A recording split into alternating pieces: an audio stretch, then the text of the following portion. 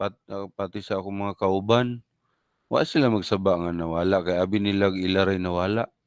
So wa sila magsaba sa ako nga ang internet na biglang nawala ba. Huya na yun. So akong i-send sa inyo akong number ha para in case na di mo gud na ako may bawaan nawala na ko kay naka-PowerPoint ba ako. So serious kay ta mag-discuss na. Tawagi ko class kung naay something wrong ha para dili kayo taas ang natong balikan. Paita niyo. Wala akong number ha. So in case gani nga ingon ana, tawagi ko ninyo kay usay di ko kay balo nga nawala na di ay. So karon ang problema asa na ta muna dia. Asa naman ta class? Asa ta nag-stop? Hello? You don't see my screen? Sa balance train condition, sir. Sa balance pag yun. Paita na. Nahuman na tong balance o nagsugod pa ta sa balance? Murag naa na kayo na-discuss po, sir. Hmm. No? Naman yung balance, no? So muna no atong gi-derive ang row balance. So okay. So sa balance again naka-fix atong strain diagram, no? So that means that the yield of steel equals to EY and of course 0.003 FCU epsilon CU. Then we solve the row balance by just equating C equals TB. Remember, so we know that C is 0.85 A prime C, but A is beta 1 C by CB, and then you have B there, and then on the side, the tension is tensile force is row balance dB, that is the ES part multiplied by Fy. So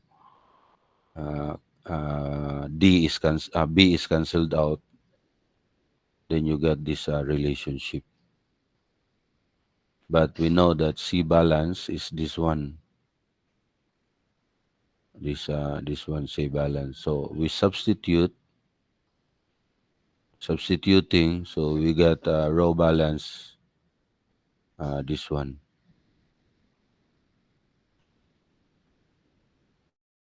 Okay. So again, the, ang kuan magudan ang importante is you know only two condition.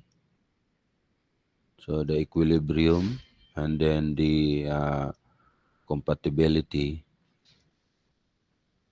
So using equilibrium compatibility, you can derive any variable. If you want to solve row balance, you can do it. Just equate the two. Just use the two condition. So dili lisod, no? Only if you really understand the concept behind it.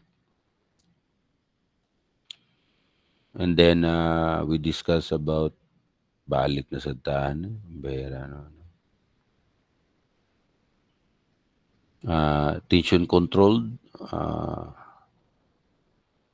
If your epsilon t greater equal to 0.005, and if not, then it is a compression controlled. This one. And then you have here D, the location of the centroid, and DT, the location of the first layer, the centroid of your first layer reinforcement. So for one layer, D equals DT, but for more than one layer, D will not be equals to. So for 2 or more layers, D effective depth not equals to dt. Okay?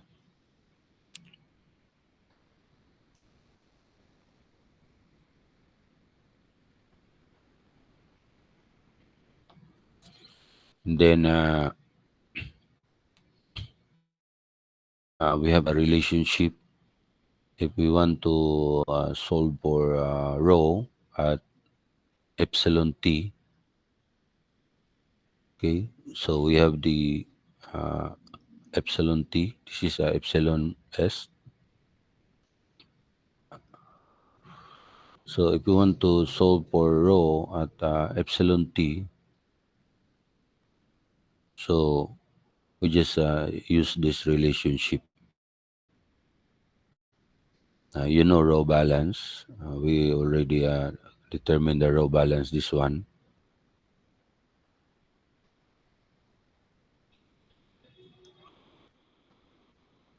Okay. So, this ba formula.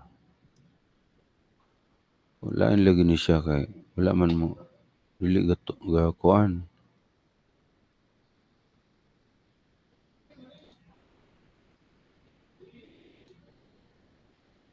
Di kay na ako makita. Di na ma-erase. Once ma-save man go, dili na ma-erase. Na-save naman ako. Okay. So, now, row TC,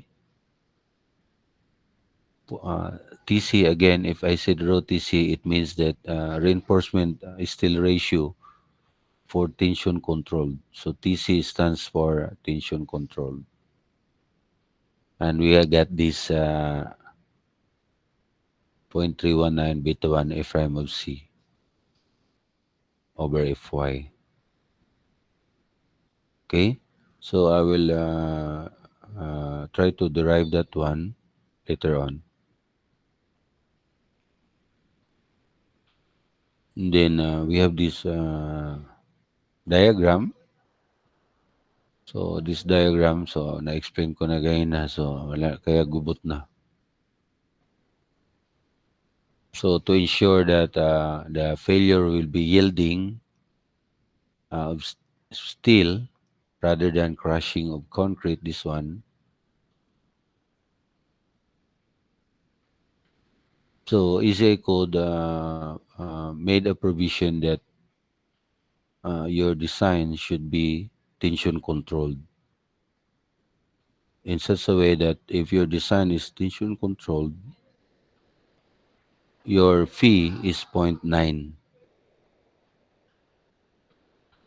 If your design is compression controlled, so what you get is 0.65.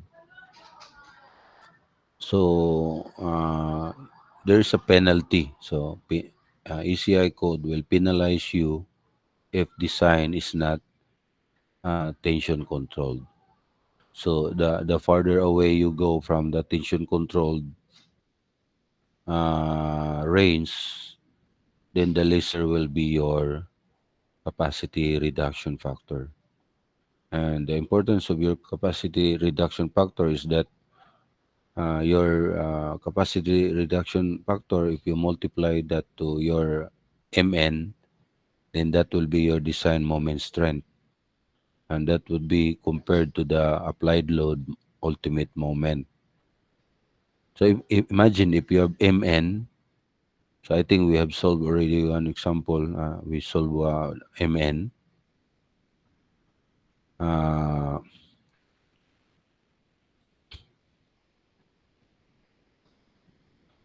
and then if your fee is zero point 0.9, then you got 900.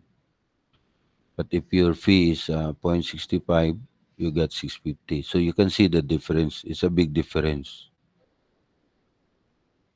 So that it means by penalty.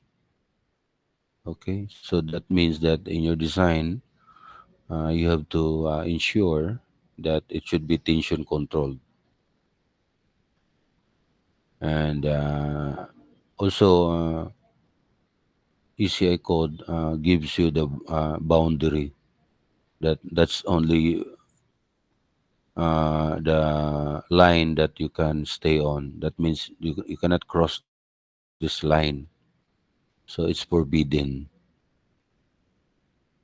So ECI code will only allow you to have a design in such a way that your epsilon t will be uh, equal or greater than 0.004. If you go beyond this line, like if your epsilon t is less than 0.004, so that is forbidden, meaning to say redesign. So because ECI code is very serious, that to make sure that failure is yielding of the steel rather than crushing of concrete, because crushing of concrete is sudden and without warning, rather than yielding of steel that you can see the significant large deflection, and it's such a way that it is noticeable enough for you to escape from the impending danger. And we solved the formula from the table. Actually, the table is just equals to the graph. So if your epsilon t less than epsilon ty, so by the way, epsilon ty, epsilon y, parehara na uh, epsilon ty lang is just to a very accurate, say, uh, representation of a tension still. Okay, so tension still. So but ATY equals EY, pareha lang. And if you're in the transition zone, that is your ATY, this one FY over AS is less than your epsilon T, the actual strain of steel, and less than 0.005. So you're in the transition zone, this one. Then you will compute the, so kung maka-extend ta gamay class, kasi na-delay ta og mga almost an hour. So wala tay choice, no? Kasi akong estimate, di na ta moabot og alas 12. So nabawasan man ta. So atong goal humanon ginato ni karon. Habang naa pa mo'y kusog. Kaya maybe after 2 weeks wala na mo. Bugbog sarado na. Oh. So here I give the strength reduction factor. We call it also the capacity reduction factor phi. So I will not be discussing you about phi. If we go to the topic of share, and if we have more time enough, we go to torsion and all this thing bearing. And as of now, we are uh, in this topic, singly reinforced or beam bending, to be exact, bending.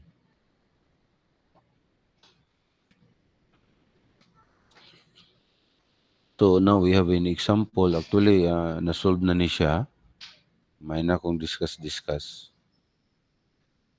So, duha man ni ka condition, letter A and letter B. So, inyo, exercise na mo sa practice mo sa balay ha, kining B. So, masayon ang B kaysa A. Mas lisod ang A. So, you get the same A prime of C and Fy. Now, this time, what is required is EMN. So, you get the phi, capacity reduction factor, times the nominal moment. So in this case, dt is given 445, and also this 63.5 is given from the center to center distance of the uh, two layers of reinforcement. At the top layer, you have 325, bottom layer 328. It's not the same. So therefore, the centroid is not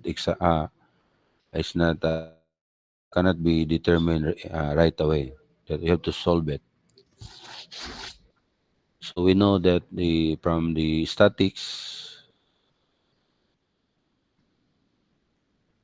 you know that the location of the centroid multiplied by the total area is just equals to the sum of the areas with the corresponding centroid of that area. So we have area 1, 328, and then area 2, 325. So we have y2 and we have y1 from the centroid. So we take the uh, reference at the top because that's where the effective depth is located. So this the distance is given, and dt also is given 445. So solving first for the centroid, so you get d multiplied by total area equals to the sum of the moments of the areas. So you get d 418. Okay, and then from stress diagram, so again we still have to assume fs equals fy.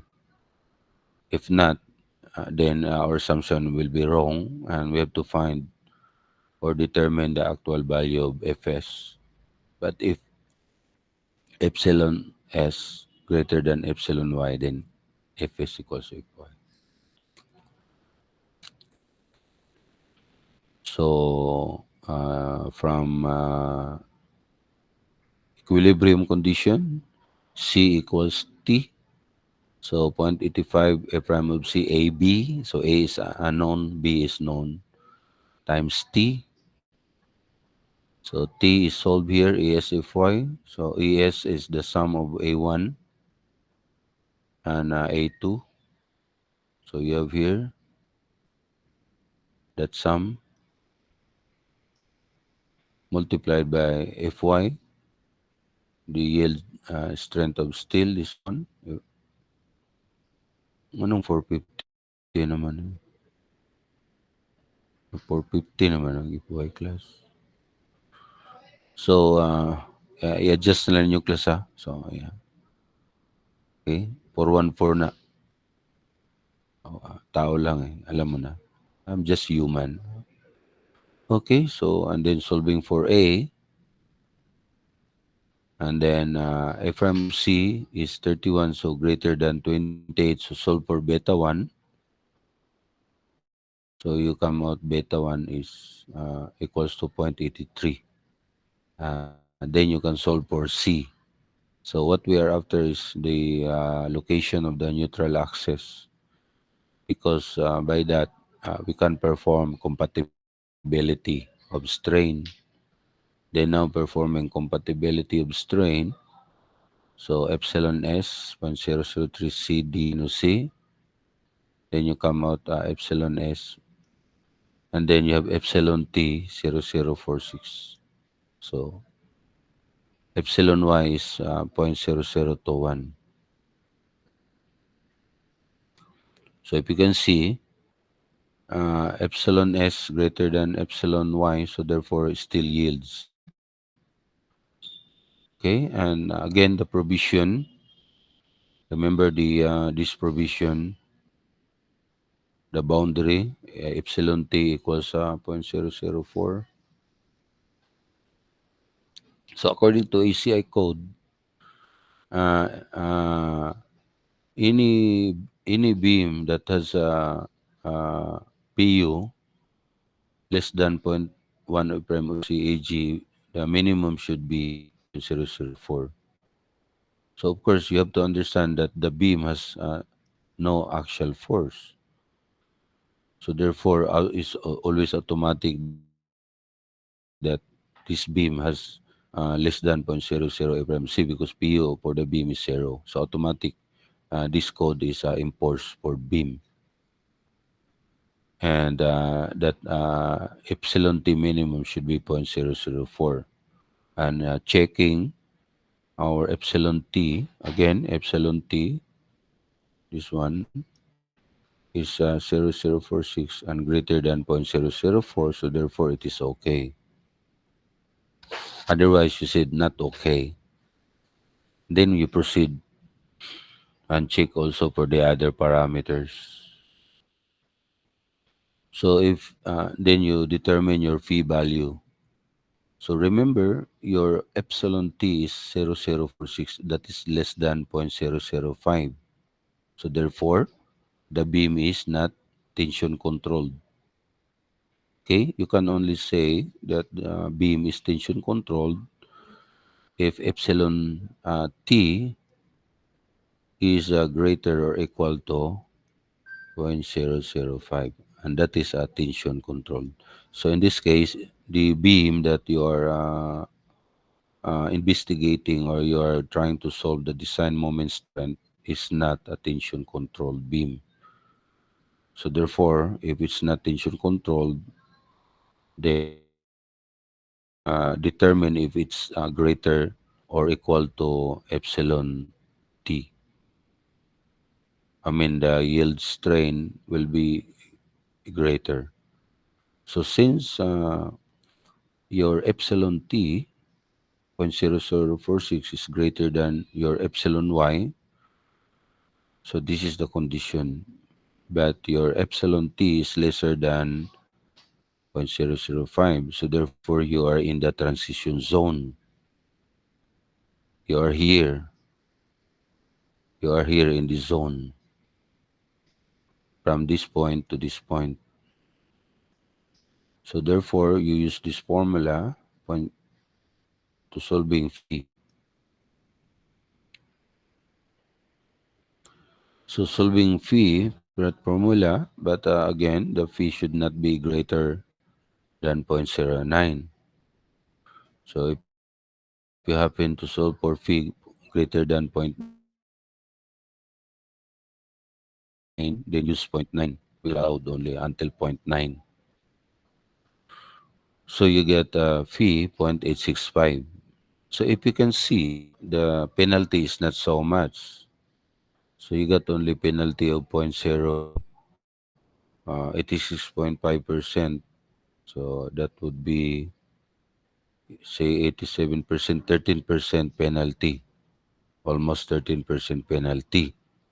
Since you are not getting far away from the boundary, 0.046. So you are somewhere here, somewhere here.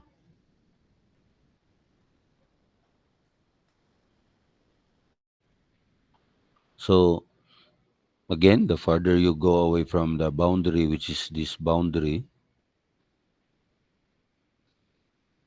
in terms of epsilon t, so this is the boundary for boundary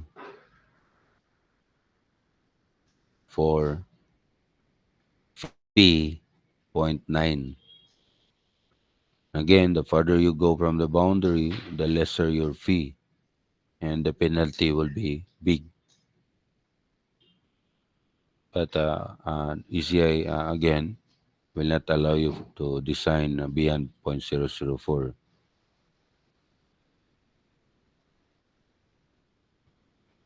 you get this value. Now you can solve for the nominal moment strength. So we know that Mn equals ES Fy d minus A over 2. So ES is given, the sum of the beams, 328 and 325. So that is the one. And you know Fy, since the steel yields So if S equals Fy and D, you know that an A minus A over 2. So mm, yeah, you know D because we solve for D, right? So D, this is the one D.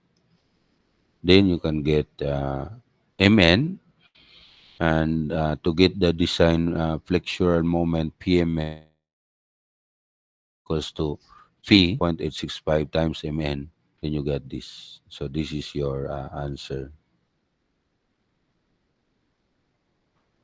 Okay. So 10.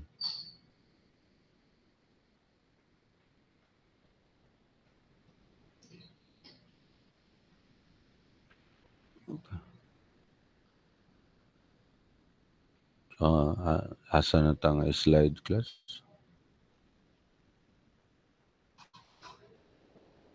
Ito, bagay. Ito, hindi. Ito din sa naka 2 hours na to. Di kay tama late ni. Bro, supposed to be mga 11 something human na to. So,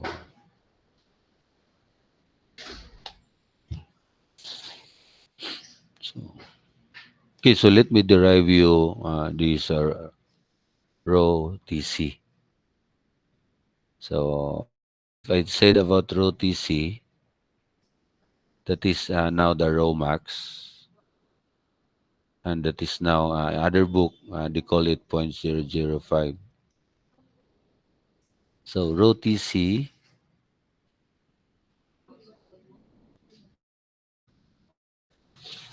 so the word TC there stands for tension controlled.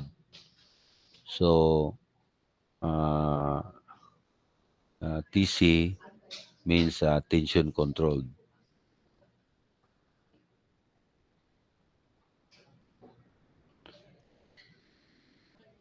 So meaning to say that failure is governed by yielding of the steel.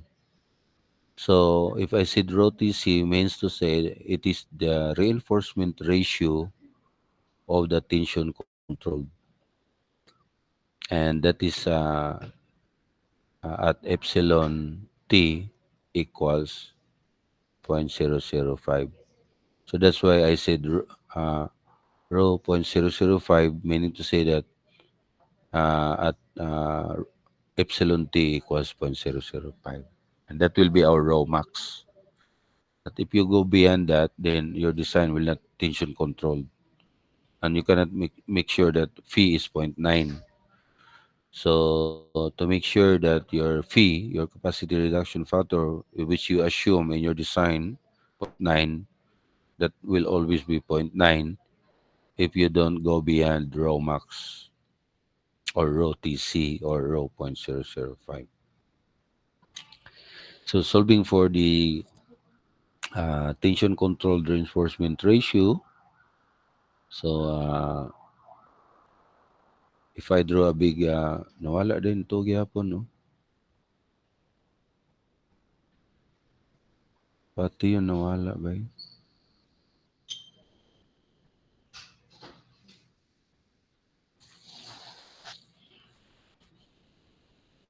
So if I project this line, so we get a big,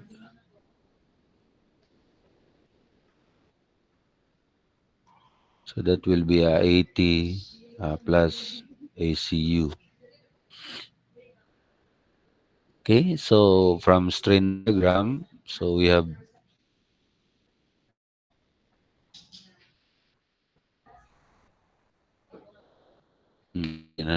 gamitan.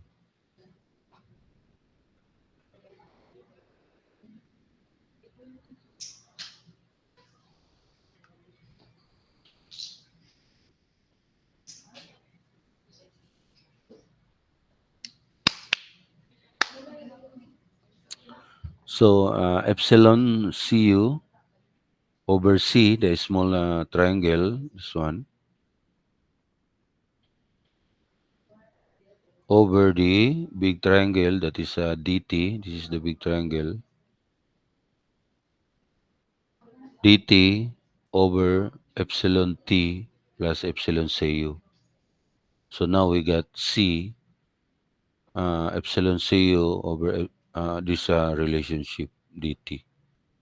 Okay, so then again for equilibrium, so we have t equals cc. We know t is ASFY. So it's always be Fy in this case because epsilon t is 0.005. So tension still at that time yields. So and then at 0.85 A prime of C AB. Okay. So but we know that rho equals ESDD. So what you are after is rho. This is our target rho. So you can derive any target variable by just again uh, equilibrium and compatibility. So we know rho is BD. So ES now is rho BD. So we have here ES rho BD multiplied by Fy and 0.85 A prime of C AB. So B is cancelled out. So na-cancel ang B. And A is beta 1C. So therefore A is beta 1C. But C is this relationship. So what we have here is A is epsilon cu dt over epsilon cu over at times beta 1. Okay? So now, what you have is rho d, this one, rho d, na cancel out na ang b, and then you got 0.85 a prime of c, a. And what is a? This is a. So now, a is this one, epsilon cu over epsilon cu plus at dt beta 1. So if you rearrange it, so you got 0.85 beta 1 and then a prime of c over fy times dt over d. So kining d ma transpose d fy. Okay? So transposing d fy, so you got here d fy dt over d. And then with the strain relationship. So again, to ensure tension controlled design, so you got epsilon t 0.005 at the boundary and epsilon tc, they are the same. So don't be confused about some books give you different terms. And then this will be your formula, this one. So, but epsilon c is cu is 0.003 and then epsilon cu is 0.003 and then you have 0.005. Remember, you can only say that your rho is TC and your rho is rho max if your epsilon T is 0.005. So substituting here 0.005, so that's only the essence there for rho TC or rho max. Then you get 0.008, 0.005 plus 0.003. Okay? And then you combine this 0.003,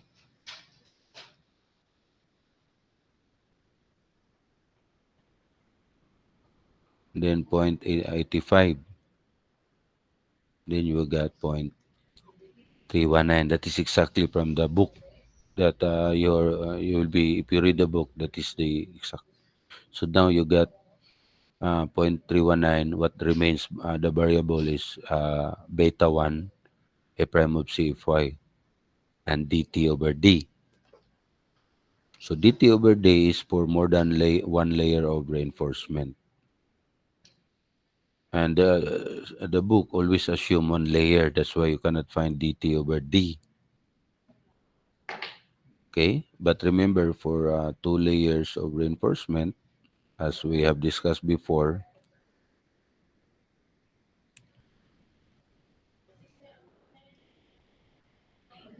so d is taken from the centroid, while dt is taken from the centroid of the uh, bottom layer or the outermost layer of reinforcement, in such a way that for two layers or more, d is not equals to dt. Okay, so now you have now rho tc again. Rho tc or rho 0.005 or rho max, they are the same. So some book will give you the different terminology. Don't be confused about that. They are the same. Okay, so this is now our rho tc for one layer. For one layer, since d equals dt, so the d over dt was eliminated.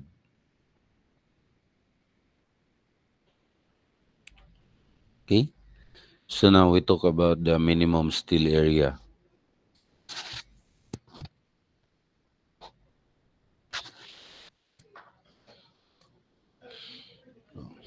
Na ilang class inom sa og tubig kay mala na.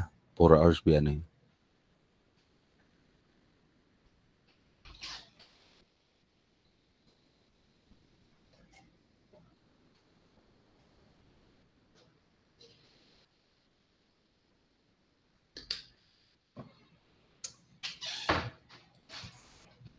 Okay, are you still there with me? Please, napa mo? Yes, sir. Yes, sir. Baka mamaya balik-balik na sa tani mo. Mamatay na ko ani class. Napatay pa ko alaw na ha. 1 to 5. Mm. So, I don't want to discuss for you, elaborate this. All I want to say is, in terms of the minimum still area, it was derived from the concept of the cracking moment. That's all I can see. If you want to read the book, you can have it. But determining the minimum still area is derived from the concept of cracking moment. And but what we are looking for is this one. So the SI provision. So the minimum still area. So when you if you design the beam, you cannot be lesser than this.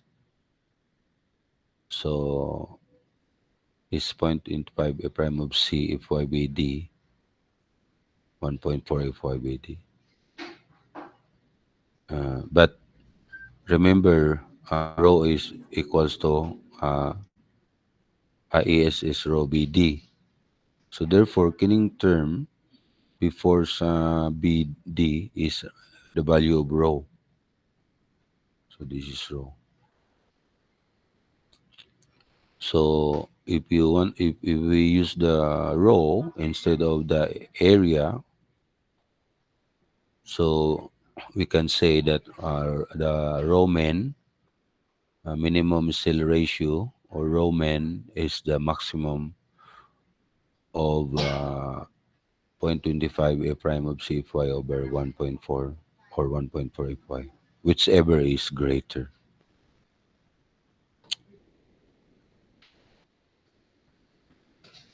So uh,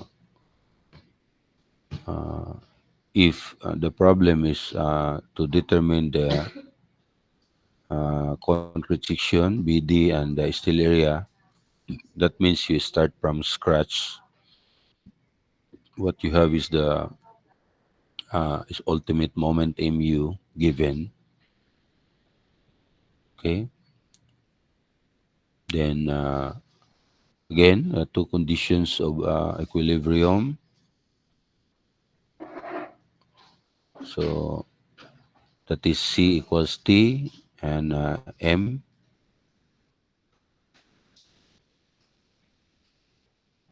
So now if we equate again, so this is not new to us and in a different. So atong i-target diri is mn over bd square. Muna atong target in this derivation. Muna atong target.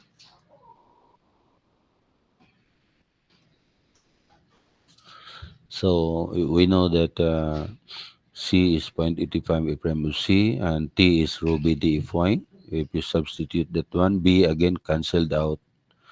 Then you have A, that is rho if Y 0.85. So substituting, okay, equals D. So so that will be 0.85 A prime of C.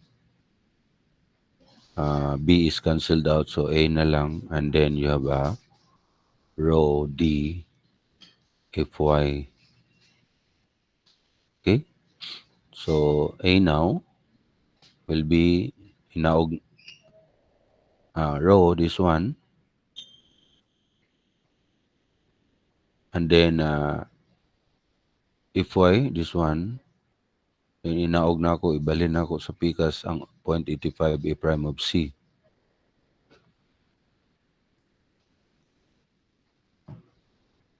Then fy, so this is the one. And then if we assume this value with uh,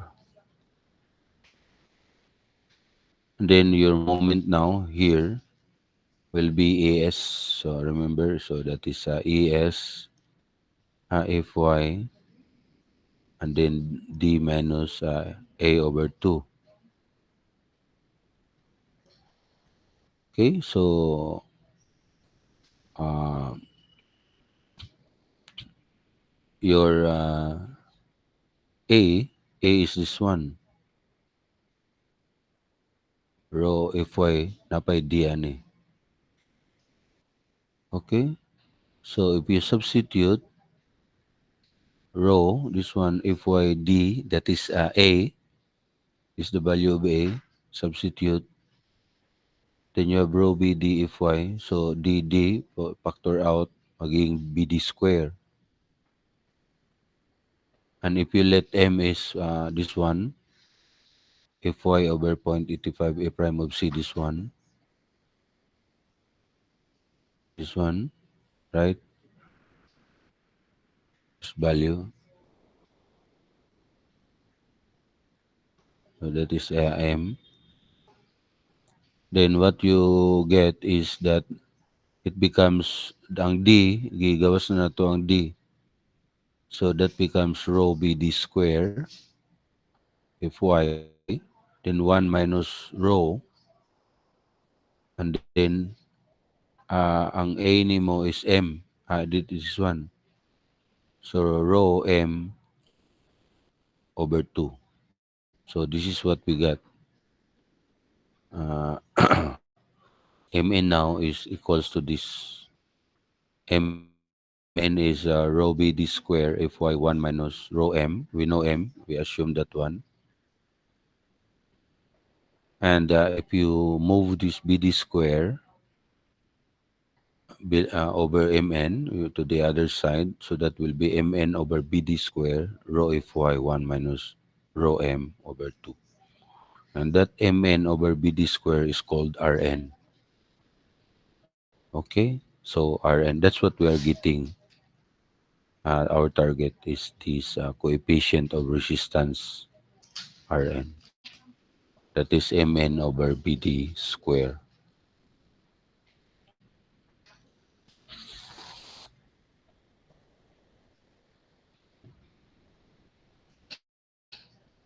Okay, so if you want to solve for rho, so if you notice, if you distribute rho, so you have rho and here rho square. Okay, if you try to, some books made it elaborate this, But of course, we don't have time for that. So if you want to solve for the quadratic equation for the row, then you got row here value. So you got Rn, then you got row. So you can compute the design, or you can find out the size of the section and steel reinforcement.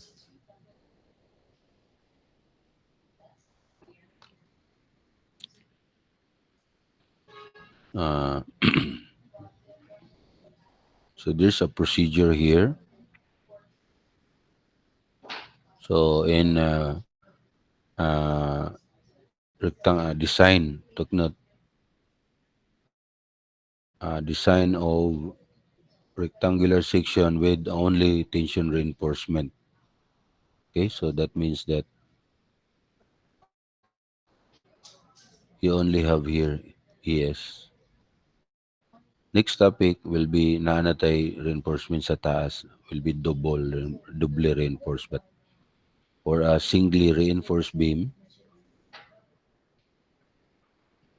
this procedure applies. Okay, the procedure.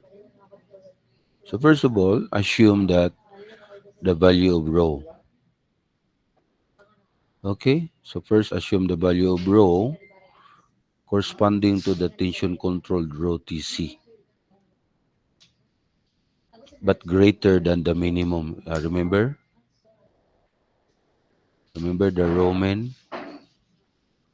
So you assume a value of rho that is greater than Roman,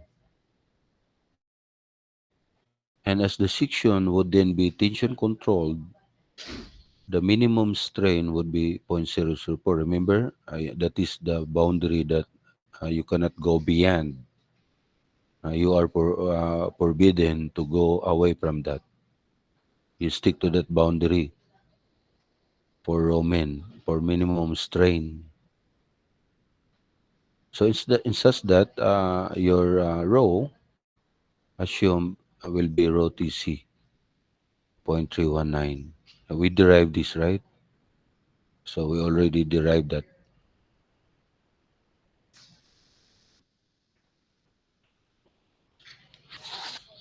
And then, of course, B and D are unknown, so determine BD square.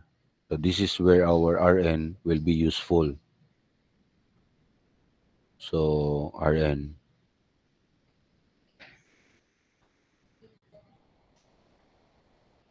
And then as the section is being designed with rho minus rho TC, but phi is zero point 0.9. That means that we choose a steel reinforcement that again will in such a way that the epsilon T will be greater than the epsilon Y. So that means that steel yields always yield because gamay ra ang variation mo. At the same time, tension controlled. And therefore, phi is zero point 0.9. So that is our assumption because we cannot proceed with the design without this assumption. Then we have to make sure that the assumption is correct. Otherwise, we redo. So redesign. And then choose a suitable, of course, suitable of makuha naman mo ang BD square. So ngita na ka og kanang relationship sa ila. And then of course you can solve the total depth. And then after that determine the revise. So naa naman kay exact value sa kuan sa naano kay section, so namosob mo gid na ang values sa computation kay naano mo kay actual. So and then you can use the one we have derived. Of course by the curve not good. Kasi sa board exam, di man katiga agord. So, we need the calculation part. Sa mga textbook man god, usay malibog ka kay diretso na. Uy, asa man nagikan? Kahit ako, for how many years ba? Hindi, nagtudlo ko Garci for how many years? Oh, di mo ginani mo ma-remember tanan. So, diha na ibutang? Ma'am Rogelin? Diha, ma'am? Ha? Ay lang sa diri kay murag abog man siguro. Ilalom lang. Ay lang sa ibabaw. Kay at least magamit po ni kung naibisita.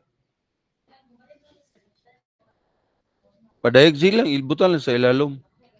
Pabutan lang sa ilalom. Na may space. Ipatong lang ninyo, iswak lang. Kay abog mo kay ni. Hinayal ninyo butang ha.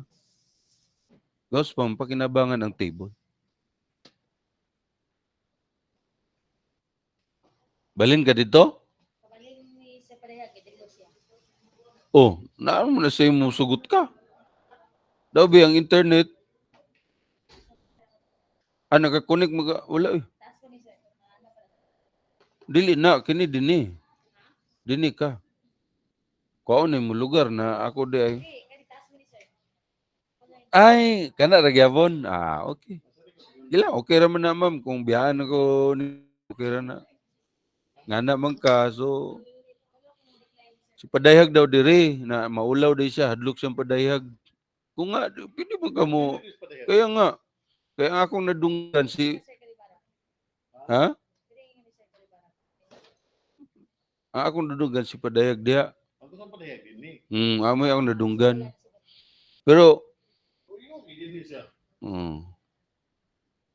mupito yung niya gapon, no? Pero sige lang, sige ma'am, sige, di nata friend karon no? Nata friend na. Daan ako nimo. Di, kay iya mga best friend ko dire. Oo, magpaduol siya sa yung best friend. Lagi? Kinisad si diri sa dagi kay trabaho. Tawar ko no? Ubot kayo na. Daot sa na nga table. Pabor sa si Ma'am Rogelin dia. Bitaw mo maging idea ma'am. Wala pa ka. Wala pa ka. Wala pa ka mag-duty. Giplano na ka diya kay lagi dili biro kay tungod magud sa level ba. Lagi dili lagi biro kay ug tasi butang diya ang flow ba. So nadayon gid. Nadayon gid nga diya gid ka mo na imong kapalaran gid ma'am. Ilang di nata friend. Okay, and then after you get the revised row, then you get the original row. And you get the required row. Okay, from the straight line relationship, the original row, and then the revised row over the original Rn. Okay, so that is just a straight line relationship, just like you are taking there is a epsilon cu, and then you have c here. So it's just a straight line relationship. Mm. Okay, so and then when you get this required row now, the theoretical also, because why it is theoretical, when you got your ES row BD, and then you come out with value say 3295, na di mo sobra magigana kay mingon din kasi say 5 number of 25 di ba? So your ES now actual will not be equals to the theoretical ES. Kaya tawagan na theoretical. Dili pa siya actual.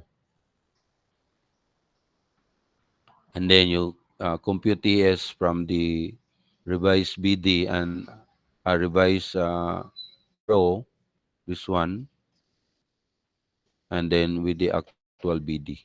So, ang BD nimo na-determine na nimo diri sa step 3 na anak kay BD fix. And then you select reinforcement na dayon. Okay? So di mura muhawa na siya diri kay katong niya wala na ko diri. Kay siguro gi ni nanay sunod nga level baka mag chancellor. Ha? Di na. Di na lagi.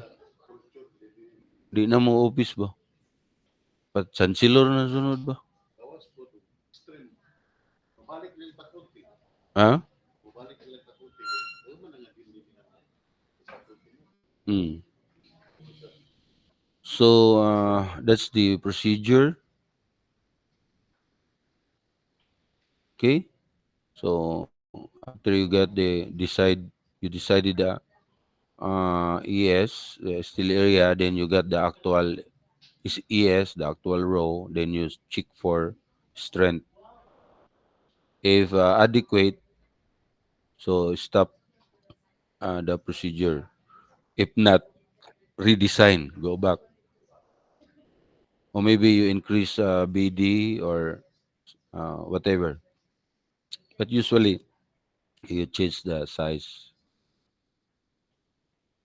And then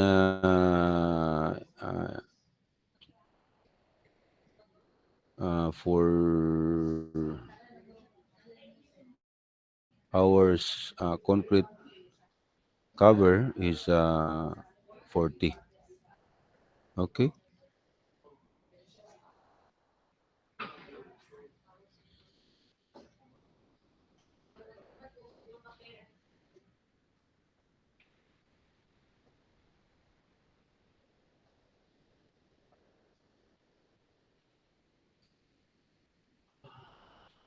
So this is your DS or the diameter of your stirrup, and this is your DB. So the cover is always from the outermost surface of the stirrup, which is 40 for beam, ha. So so cover is always if there's a stirrup, then always from the stirrup. Cover is always from the outermost steel. So you have to remember that because everything we do, we have to go back to the 40 mm cover. Okay.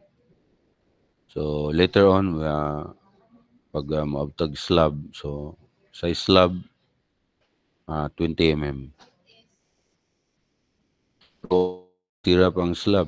So that means from the outer layer of the slab.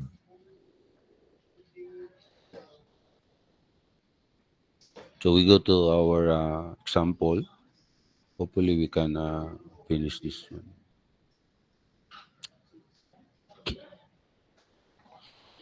So 1 hour and a half. Supposed to be humananta ang kining usa. So determine a set of values. So B is unknown, D is unknown, and ES is unknown. So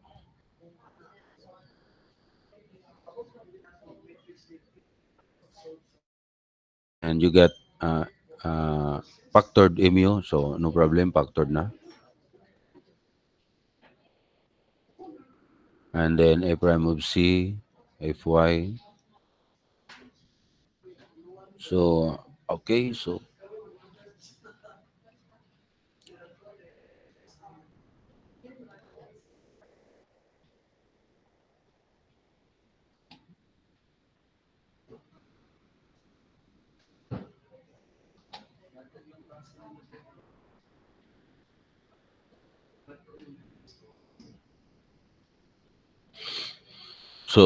okay.